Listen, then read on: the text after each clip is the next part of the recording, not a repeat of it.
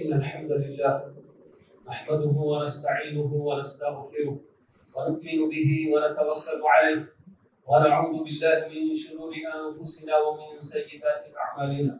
من يهده الله فلا مضل له ومن يضلله فلا هادي له، وأشهد أن لا إله إلا الله وحده لا شريك له، وأشهد أن نبينا محمدا عبده ورسوله. أما بعد فإن خير الحديث كتاب الله، وخير الهدي هدي محمد صلى الله عليه وسلم،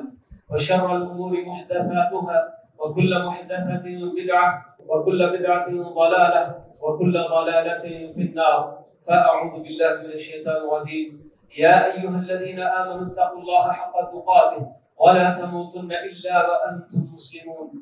يا أيها الناس اتقوا ربكم الذي خلقكم من نفس واحدة وخلق منها زوجها وبث منهما رجالا كثيرا ونساء، واتقوا الله الذي تساءلون به والأرحام إن الله كان عليكم رقيبا. يا أيها الذين آمنوا اتقوا الله وقولوا قولا سديدا يصلح لكم أعمالكم ويغفر لكم ذنوبكم، ومن يطع الله ورسوله فقد فاز فوزا عظيما. وقال سبحانه وتعالى: وهل عسيتم إن توليتم أن تقطعوا أرحامكم. وقال النبي صلى الله عليه وسلم: من كان يؤمن بالله واليوم الآخر فليصل رحمه. بزرگان محترم اور ملت کے عزیز نوجوانوں اور قابل احترام اسلامی ماں اور بہنوں، آج جس ٹاپک پر اور جس عنوان پر آپ لوگوں کے سامنے باتیں رکھنی ہیں، خاندانی اختلافات کے اسباب اور شریعت کی جانب سے اس کے تحفظات کے لیے کیا ہدایات دی گئی ہیں، انشاءاللہ اس ٹاپک پر، اس موضوع پر آپ کے سامنے کچھ باتیں جو قرآن و حدیث کی روشنی میں انشاءاللہ رکھنے کی کوشش کرتے ہیں۔ حضرات و خواتین، اللہ رب العالمین کی بے شمار نعمتوں میں سے ایک عظیم ترین نعمت یہ بھی ہوتی ہے کہ کوئی انسان یا کسی بھی انسان کو ایک ہنستا کھیلتا آپس میں محبت کرنے والا ایک خاندان اور ایک گھرانہ نصیب ہو جائے۔ یہ ایسی نعمت کہ اللہ رب العالمین نے اسے ایک نعمت کی شکل میں ہمارے اوپر احسان جتاتے ہوئے بتایا: یا ایھا الناس انا خلقناکم من ذکر وانثی وجعلناکم شعوبا وقبائل لتعارفوا ان اکرمکم عند اللہ اتقاکم۔ تو یہ اللہ رب العالمین کی طرف سے ایک ایسا خاندان نصیب ہو جانا کہ جس میں بیوی، بچے، بھائی، بہن، ماں باپ سب بالکل ایک دوسرے کو سمجھنے والے، ایک دوسرے کے ساتھ تعاون کرنے والے اور اچھے ماحول میں بالکل زندگی گزرے، تو یقیناً یہ اللہ رب العالمین کا بہت بڑا انعام سمجھنا چاہیے۔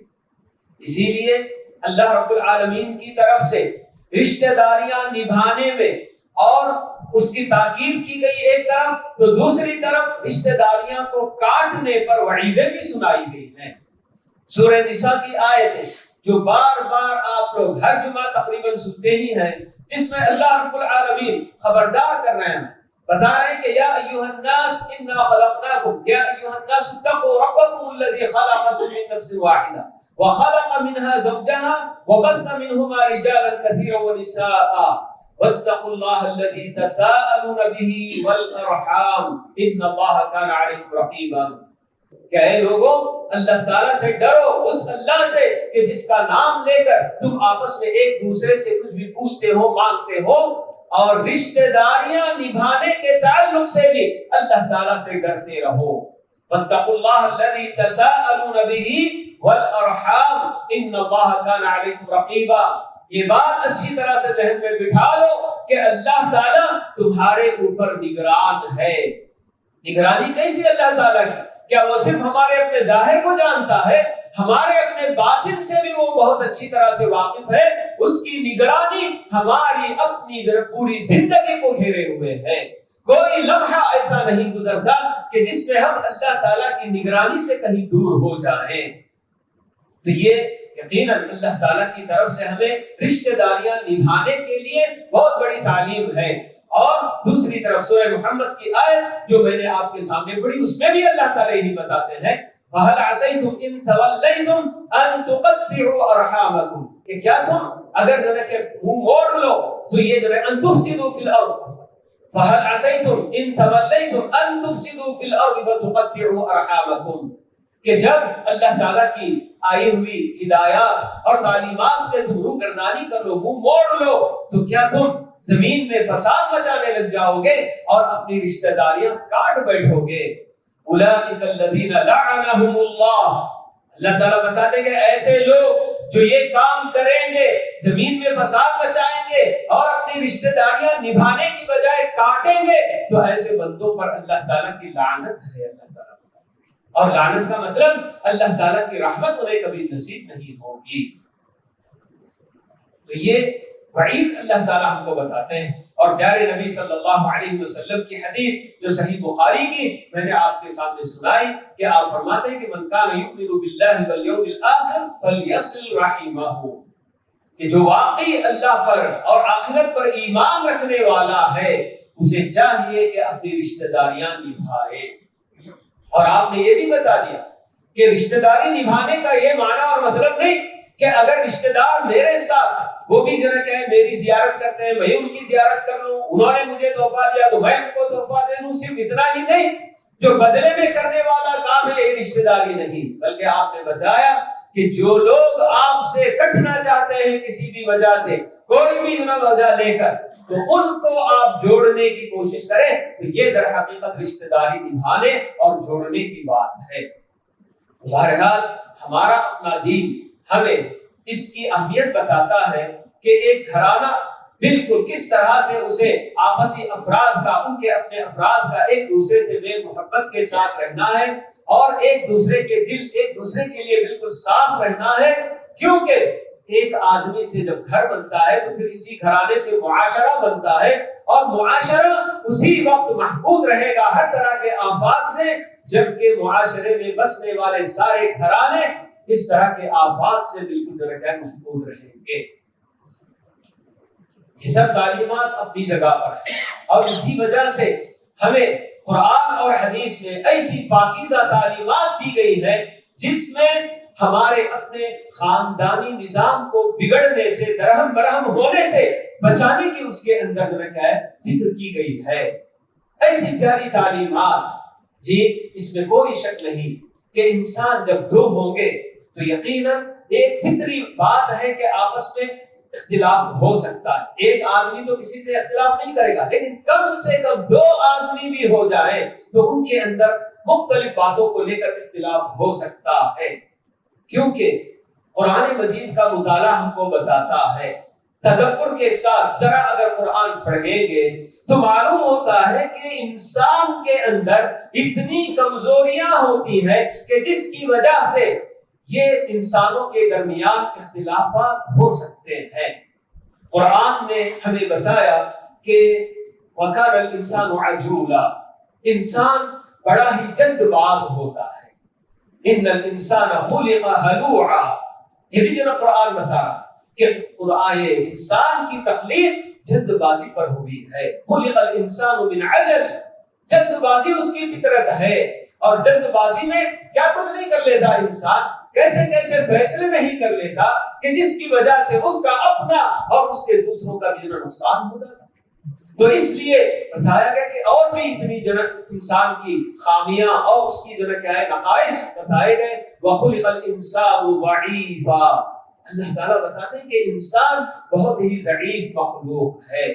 یہ صرف طاقت کے اعتبار سے نہیں بلکہ یہ ضعف اور یہ کمزوری انسان کی بہت ساری اخلاقی کمزوریاں بھی اس کی بن جاتی ہیں، جی جس کا بہت بڑا مظہر یہ ہوتا ہے انسان کے کمزور ہونے کی دلیل کہ جب بھی کسی انسان کو اس کے اپنے مزاج کے خلاف، چاہے اس کا اپنا یا کوئی غیر، کوئی اجنبی، کوئی بھی اس کے ساتھ جب معاملہ کرتا ہے تو بڑی جلدی اس کو غصہ آتا ہے۔ تو یہ غصہ ہونا یقیناً یہ بھی انسان کی ایک بہت بڑی کمزوری ہے۔ تو اسی وجہ سے انسان غصے میں جو ڈیسیشنز لیتا ہے، جو فیصلے کرتا ہے، یقیناً اس کے اندر بھی اس کا اپنا خسارہ، اس کے اپنے معاشرے کا خسارہ، بہت کچھ خسارہ ہو جاتا ہے۔ ہم اچھی طرح سے جانتے ہیں کہ ہم اللہ کے بندے ہیں، ہمیں مستقبل میں کیا ہونے والا ہے اور تھوڑی دیر کے بعد کیا ہوگا ہمیں اس کا علم نہیں، غیب کا ہمیں کوئی علم نہیں، جس کی وجہ سے بھی ہمارے اپنے بہت سارے فیصلے بہت جگہ کہیں الٹے سیدھے ہو جایا کرتے ہیں۔ اللہ تعالیٰ بتاتے ہیں وَعَسَىٰ أَن تَكْرَهُوا شَيْئًا وَهُوَ خَيْرٌ لَكُمْ وَعَسَىٰ أَن تُحِبُّوا شَيْئًا وَهُوَ شَرٌّ لَكُمْ وَاللَّهُ يَعْلَمُ وَأَنتُمْ لَا تَعْلَمُونَ۔ کبھی ایسا ہو سکتا ہے کہ آپ کسی ایسی چیز کو ناپسند کریں جبکہ وہی تمہارے لیے بہتر ہوگی، اور کسی چیز سے آپ کو اتنی رغبت ہو اور اس کو اتنا پسند کرنے لگے جبکہ وہ آپ کے حق میں مضر ہو سکتی ہے، نقصان دینے والی ہو سکتی ہے چیز۔ ایسا کیوں ہوتا ہے؟ کیونکہ اللہ تعالیٰ سب جانتا ہے اور اے بندو تم کچھ نہیں جانتے، واللہ یعلم وانتم لا تعلمون، اللہ تعالیٰ۔ تو ایسے کامن بہت سارے عام اسباب ہیں کہ جس کی وجہ سے دو اجنبی انسان کیا بلکہ ایک ہی خاندان کے بہت سارے افراد، میاں بیوی کے درمیان بھی، بھائی بھائی کے درمیان بھی، بھائی بہن کے درمیان بھی، یا دیگر اور رشتہ داروں کے درمیان بھی بہت سارے اختلافات ہو سکتے ہیں، لیکن ان سب سے بچنے کے لیے ہمیں تاکید کی گئی ہے، اور ایسے اسباب جو واقعی ہمارے اپنے خاندان کو بکھیرنے والے ہوتے ہیں، اس کے اندر انتشار اور اختلاف پیدا کرنے والے ہو سکتے ہیں، ایسے تمام اسباب سے اپنے آپ کو بچانے کی ہم کو تلقین کی گئی ہے۔ خاص کر کبھی ایسا ہوتا ہے کہ ایک ایسی انسان کی کمزوری کہ انسان کو جب کوئی اور بندہ کسی بھی انسان کے بارے میں جب بتاتا ہے، چغلی جس کو ہم کہتے ہیں، چغلی کھانا، تو جب چغل خور آ کر کسی اور کے بارے میں آپ کو اگر خبر دیتا ہے کہ فلاں آپ کے بارے میں ایسا بول رہے تھے، فلاں ایسی جگہ رائے رکھ رہے ہیں، فلاں ایسا کرنے جا رہے ہیں، بڑی جلدی اس کی تصدیق کر لیتا ہے، وہ غور نہیں کرنا چاہتا اور اس کے اندر تأکد نہیں کرنا چاہتا ہے، جی تحمل کر کے میں اس کی حقیقت کیا ہے پہلے جانوں پھر اس کے بعد کوئی فیصلہ کروں، یہ بندہ نہیں کر پاتا۔ اسی لیے اللہ تعالیٰ کی طرف سے ہم کو کیا تعلیم ہے کہ یا ایھا الذین آمنوا ان جاءکم فاسق بنبأ فتبینوا، اے ایمان والو بہت سارے فاسق و فاجر ایسے ہوں گے جو آپ کے پاس کوئی بھی الٹی سیدھی خبر لے کر آئیں گے، تو آپ کی اپنی ذمہ داری یہ ہے کہ پہلے اس کے بارے میں آپ یقین حاصل کرو، تأکد کرو کہ جو بتائی جا رہی ہے بات کیا واقعی ایسا ہے، پہلے اس کے بعد پھر آپ فیصلہ کرو، ورنہ کیا ہوگا جی فتبینوا ان تصیبوا قوما بجہالۃ فتصبحوا علی ما فعلتم نادمین، کہ تم نادانی میں جی ایسی کوئی جلد بازی میں کسی کے ساتھ کوئی ایسا فیصلہ کر دو کہ ان کو جو ہے نقصان پہنچا دو، اور پھر بعد میں جب پول کھلتا ہے اور جب حقیقت کا علم ہوتا ہے تو پھر آپ کفے افسوس بنتے رہ جائیں گے، ندامت اور شرمندگی آپ کو لاحق ہوگی۔ تو یہ جو معاملہ ہے، یہ ایک انسان اس کی اپنی بیوی بھی فاسق ہو سکتی ہے، یا اس کا اپنا شوہر بھی فاسق ہو سکتا ہے، عورت کے لیے اس کا شوہر فاسق ہو سکتا ہے، مرد کے لیے اس کی بیوی فاسق ہو سکتی ہے، یا کوئی بھائی کسی کے لیے فاسق ہو سکتی ہے۔ اسی کے ساتھ بھی بالکل عام جنا قاعدہ ہے کہ جب بھی کوئی آپ کو کسی کے خلاف بات بتا رہا ہے تو پہلی فرصت میں آپ کو اس کے بارے میں تحقیق کرنا ہے، پھر اس کے بعد آپ کو کوئی بھی فیصلہ کرنا ہے۔ لیکن جب جلد بازی میں جب کوئی بیوی شوہر کے کان بھرتی ہے اپنے بھائی، اپنے ہی سگے بھائیوں کے خلاف اور اس کے اپنے بہنوں کے خلاف، ماں باپ کے خلاف، کتنے شوہر ایسے ہوتے ہیں جو بیوی کی باتوں میں چلے آتے ہیں اور پھر اس کے بعد اپنے بھائیوں سے، ماں باپ سے، سب سے رشتہ ناتا توڑ کر اپنا الگ طرف بالکل راستہ اختیار کر لیتے ہیں۔ کبھی ایسا بھی ہوتا ہے کہ بیوی کے خلاف اس کا شوہر، بیوی کو اس کا شوہر اس کے اپنے بھائیوں کے خلاف کچھ بھی اکساتا ہے، کچھ بھی کراتا ہے، جس کی وجہ سے بیوی اپنے بھائیوں سے، بہن اپنے بھائیوں سے ناراض ہوتی ہے اور اسے جو ہے علیحدگی اختیار کرنے کا وہ فیصلہ کرتی ہے۔ تو ایسے یہ سب کام ہوتے ہیں کہ جس کی وجہ سے آدمی کو احتیاط برتنے کی ضرورت ہے۔ اور ایک بہت بڑا سبب جو عام طور پر ایک دو آدمی کے درمیان جی پھیلائی جانے والی بات کہ بدگمانی اور غلط فہمیاں، یہ بدگمانی اور غلط فہمی بھی ایسی چیز ہے، ایسی بری بلا ہے کہ اللہ تعالیٰ نے اور اللہ کے رسول صلی اللہ علیہ وسلم نے اس سے سختی کے ساتھ بتایا، یا ایھا الذین آمنوا اجتنبوا کثیرا من الظن ان بعض الظن اثم۔ اللہ تعالیٰ بتاتے ہیں کہ اے ایمان والو، کثرت سے بدگمانی کرنے سے، سوء ظن میں مبتلا ہونے سے بچو،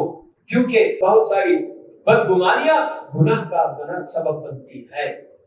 تو یہ بدگمانی اور غلط فہمی یہ ایک ایسا بنیادی سبب ہوتا ہے کہ جس کی وجہ سے بہت سارے آپسی دوست ایک دوسرے کے دشمن بن جاتے ہیں، اور ایک بھائی دوسرے بھائی کا دشمن بن جاتا ہے، بھائی بہن سے علیحدہ ہوتا ہے، صرف کس بنیاد پر؟ بدگمانی کرنے کی وجہ سے،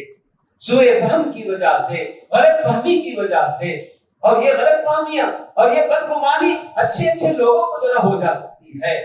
واقعہ ایک پیارے نبی صلی اللہ علیہ وسلم کے دور کا میں بتاؤں کہ ایک مرتبہ اللہ کے نبی صلی اللہ علیہ وسلم حضرت عائشہ رضی اللہ عنہا کی باری ان کے پاس تھے، اور ان کے حجرے سے نکل کر آپ باہر چلے۔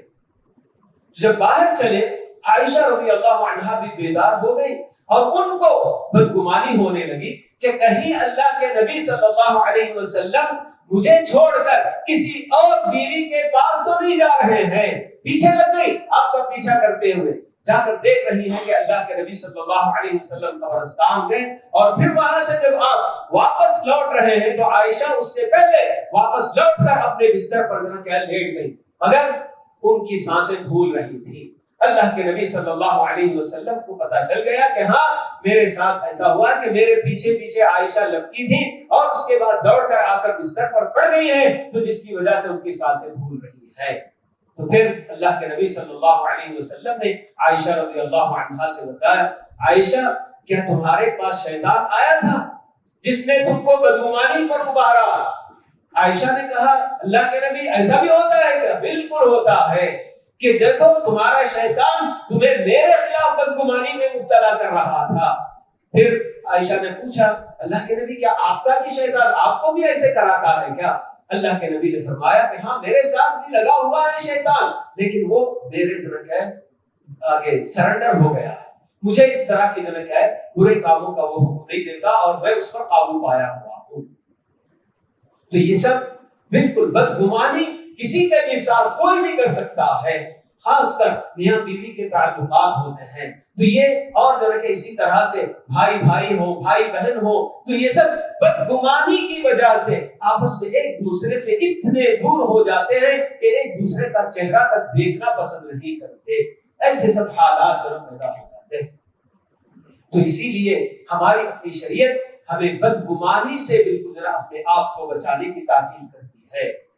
تو قرآن آیت جیسے بتاتی ہے، تو ویسے ہی پیارے نبی صلی اللہ علیہ وسلم بھی ہم کو بتاتی ہے ایاکم والظن، کہ لوگوں بدگمانی سے بالکل بچے رہو، یہ بھی اللہ کے نبی صلی اللہ علیہ وسلم کی تاکید ہے۔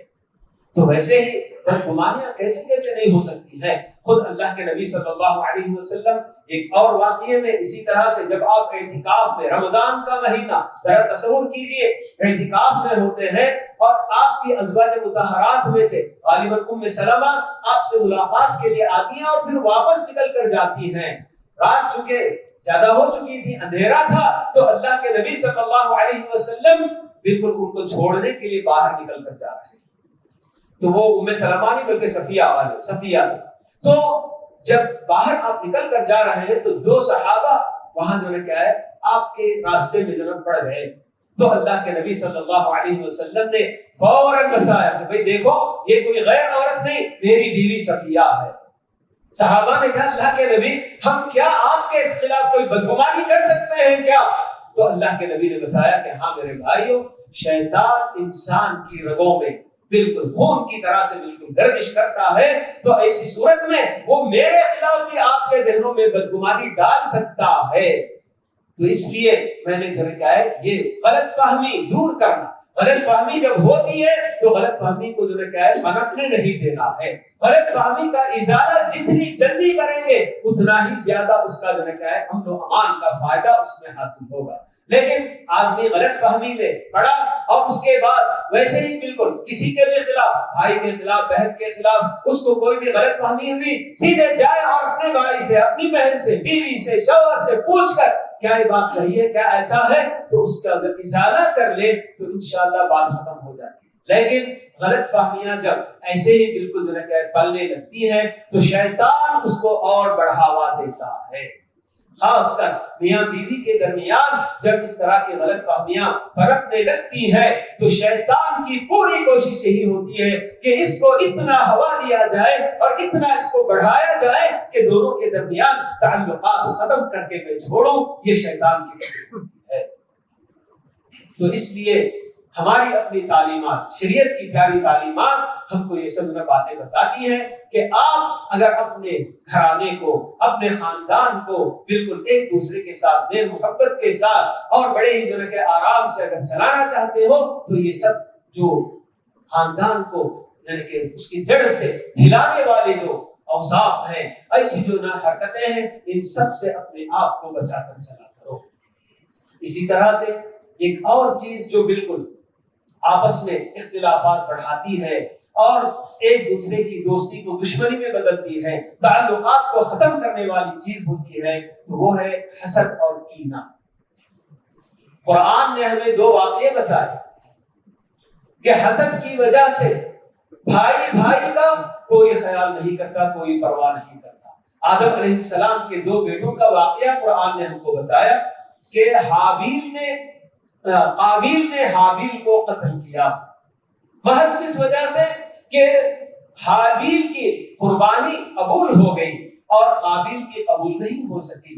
تو حسد میں آ کر قابیل نے حابیل کا کام تمام کر دیا۔ اور یہ جلد بازی میں اور حسد میں جب اس نے یہ کام کر دیا، قرآن خود بتاتا ہے کہ یہ کام کرنے کے بعد اس کو بے تحاشا ندامت ہونے لگی، شرمندگی ہونے لگی کہ وہ شاید پہلا واقعہ تھا جو روئے زمین پر کسی کے دن مرنے کا ہوا، جس کی وجہ سے قابیل کو یہ تک نہیں پتا تھا کہ اب میرے اپنے بھائی کی اس لاش کو لے کر میں کیا کروں۔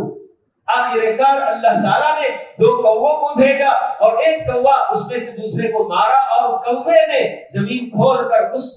دوسرے کوے کی لاش کو اس میں دفنایا۔ تو پھر اس کے بعد قابیل، قرآن کہتا ہے کہ قابیل افسوس کے ساتھ کہنے لگا کہ ہائے میری اپنی نادانی کہ میں تو اس کوے سے بھی گیا گزرا نکلا کہ مجھے یہ تک بھی نہیں معلوم۔ اور دوسرا واقعہ حضرت یوسف علیہ السلام کے ساتھ ان کے اپنے بھائیوں نے جو کیا تھا، وہ واقعہ آپ کے سامنے ہے کہ کس طرح سے بڑے بڑے بالکل طاقتور یہ سب بھائی ہیں اور ان کا اپنا چھوٹا سا پیارا سا بھائی یوسف، جن کے ساتھ ظاہر سی بات ہے کہ ہر ماں باپ کی اپنے بڑے بچوں کے مقابلے میں چھوٹے بچوں سے کچھ زیادہ ہی پیار کا اظہار کرتے ہیں اور ان کا جو ہے کہ ان کی دیکھ بھال بھی کثرت سے کرتے ہیں۔ تو یہ بڑے بھائی عجیب و غریب نکلے کہ انہوں نے اپنے بھائی کے ساتھ ماں باپ کی پیار کو دیکھ کر جلنے لگے، حسد میں مبتلا ہوئے، اور نتیجہ یہ نکلا کہ حضرت یوسف علیہ السلام کو جا کر ایک کنویں میں پھینک کر چلے آئے تھے۔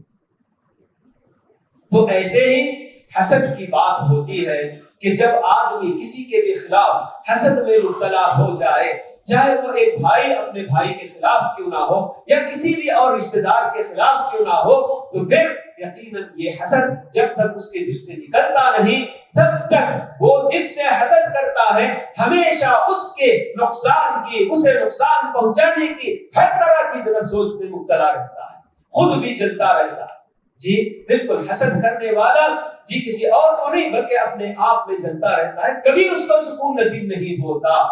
لیکن دوسرے کے خلاف میں کیا کر سکتا ہوں، کیسے اس کو نقصان پہنچا سکتا ہوں، اس کے اپنے دماغ میں اچھا سوچنے کی بجائے ایسی الٹی چلتی رہتی ہے سوچ اس کی۔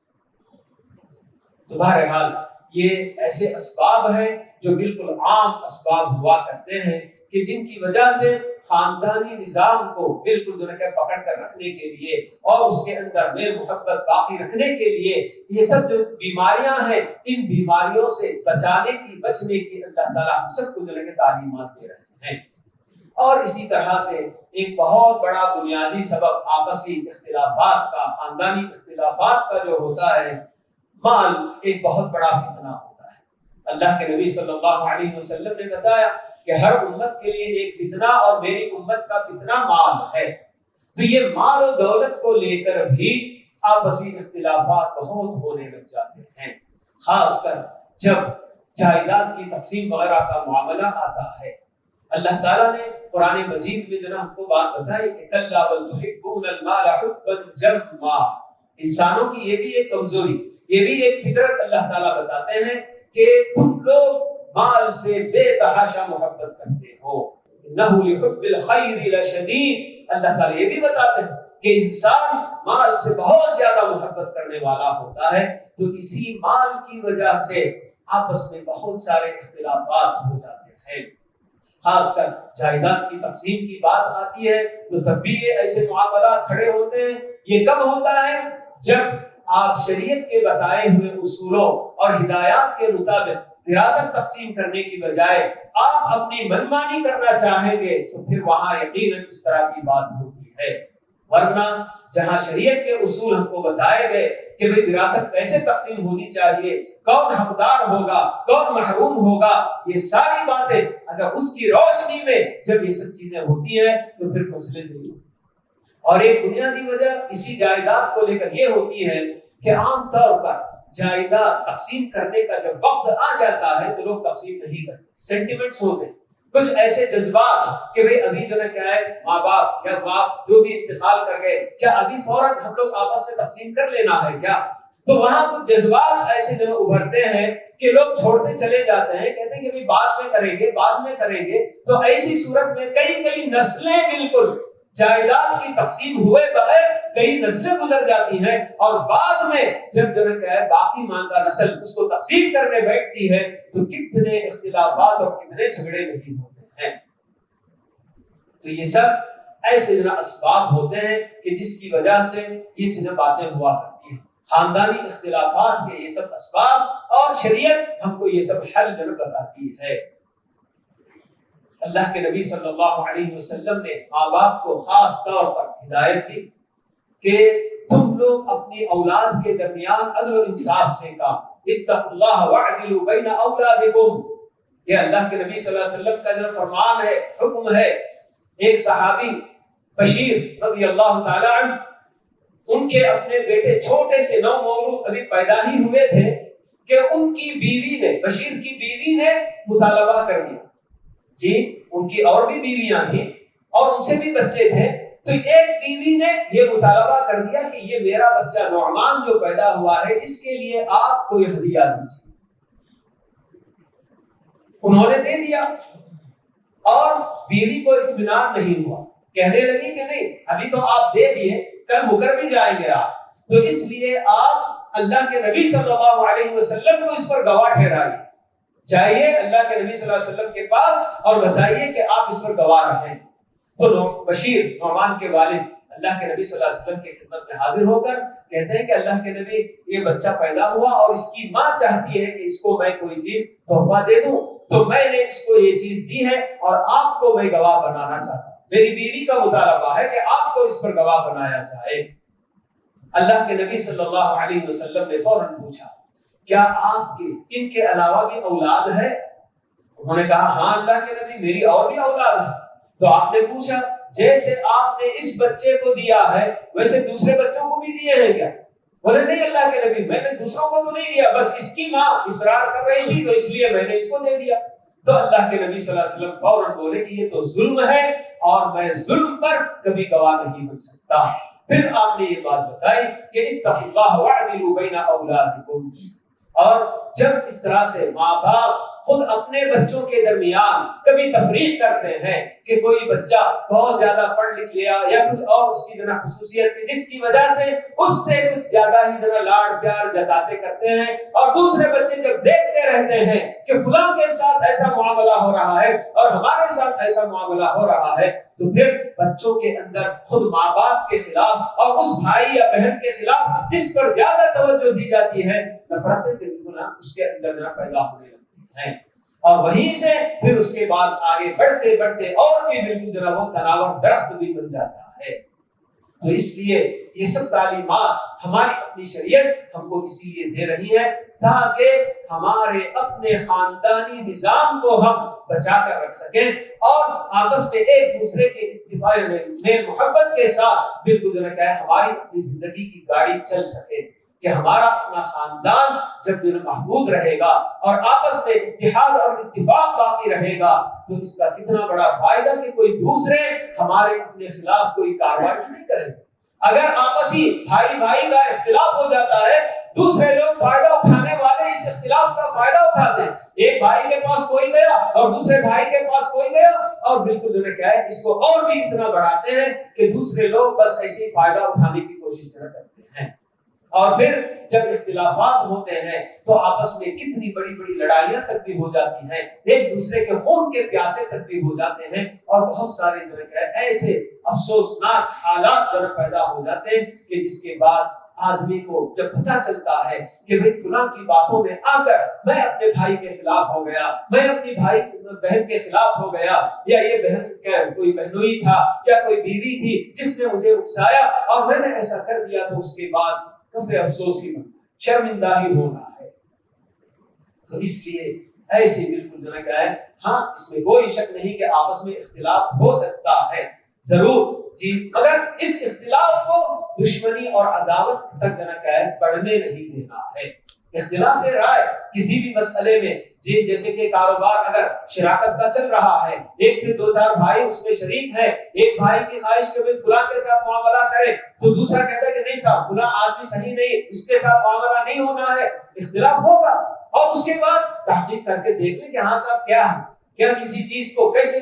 یہ بالکل جو ہے ایسی چیز ہے کہ آپسی اختلاف بالکل اسے جو ہے عداوت اور دشمنی تک جو ہے پہنچنے نہیں دینا ہے. تو یہ چیز بالکل بڑی اہم ہوتی ہے. تو بہرحال یہ آج کل کے ہمارے اپنے زمانے میں یہ گھر گھر کا جو ہے مسئلہ ہے. سمجھے جیسے جیسے بالکل عام طور پر جی ایک گھر میں جب بالکل جوائنٹ فیملی زندگی گزار رہی ہوتی ہے اور جیسے جیسے فیملی بڑھتی ہے, شادیاں ہوتی ہے, بیویوں میں آپس میں میل جول نہیں ہوتا. بیوی جو ایک بھائی کی جو اکثر ان کے اپنے رشتے جو ہوتے ہیں, چار بھائی تو ان کی چار بیویاں الگ الگ رہی, تو ایسی صورت میں سب کا مزاج بھائیوں کا تو ایک ہو سکتا ہے مگر جو آنے والی عورت ہے ان کا مزاج ایک نہیں ہوتا. کبھی ایسے ہوتا ہے کہ بہنوں کے جو شوہر ہوتے ہیں ان کا مزاج الگ ہوتا ہے. پھر اس کے بعد جب بچے ہونے لگتے ہیں بچے آپس میں جب لڑائی جھگڑا کر لیتے ہیں اور مار پیٹ بھی ہو جاتی ہے تو بس اسے بہت بڑا بنا کر پھر وہاں سے اختلافات کی بنیاد ڈالی جاتی ہے. تو ایسے ان سب چیزوں سے اپنے آپ کو بچانے کی بھرپور کوشش کرنے کی ضرورت ہے, کیونکہ ہمارا اپنا دشمن خود بھی ہمارے اپنے طاق میں رہتا ہے کہ بھئی کون کب آپس میں ایک دوسرے کا ساتھ چھوڑ دے تو میں ان پر حملہ کر کے ان سے میں جتنا فائدہ ہو سکتا ہے میں سمیٹنے کی کوشش کروں. متحد ہو کر ایک ساتھ مل جل کر جب زندگی گزاریں گے تو دوسرے کسی کی بھی ہمت نہیں ہوگی کہ ہمارے اندر دخل اندازی کرے. بہرحال یہ آج کا موضوع واقعی ایسا موضوع کہ جو بالکل کہ حالات کے حساب سے اور دور حاضر میں بہت زیادہ گھرانوں میں یہ سب چیزیں ہوا کرتی ہیں. تو الحمدللہ بہت ساری باتیں آپ کے سامنے آئی ہیں. تو اللہ تعالیٰ سے یہی دعا ہے کہ اللہ تعالیٰ ہم سب کو پاکیزہ تعلیمات جو ہماری اپنی شریعت نے ہمیں دی ہے, خصوصاً ایک خاندان کو کس طرح سے جوڑ کر رکھنے کے لیے, آپسی میل محبت کے ساتھ اس کو چلانے کے لیے جو پاکیزہ تعلیمات ہم کو دی گئی ہے, ان تعلیمات کی روشنی میں ہم اپنی زندگی گزارنے کی اللہ تعالیٰ ہم سب کو توفیق فرمائے. اور جہاں بھی آپسی اختلافات ہیں خاندانوں میں, بھائی بھائی میں, بھائی بہن میں, میاں بیوی میں, اللہ رب العالمین اپنے فضل و کرم سے ان سب کو سمجھ عطا کرے اور ایک دوسرے کو اچھی طرح سے سمجھ کر آپسی اختلافات ختم کر کے دور کر کے میل محبت کے ساتھ زندگی گزارنے کی اللہ تعالیٰ توفیق نصیب فرمائے. اقول قولی هذا واستغفر الله لي ولكم ولسائر المسلمين من كل ذنب فاستغفروه انه هو الغفور الرحيم.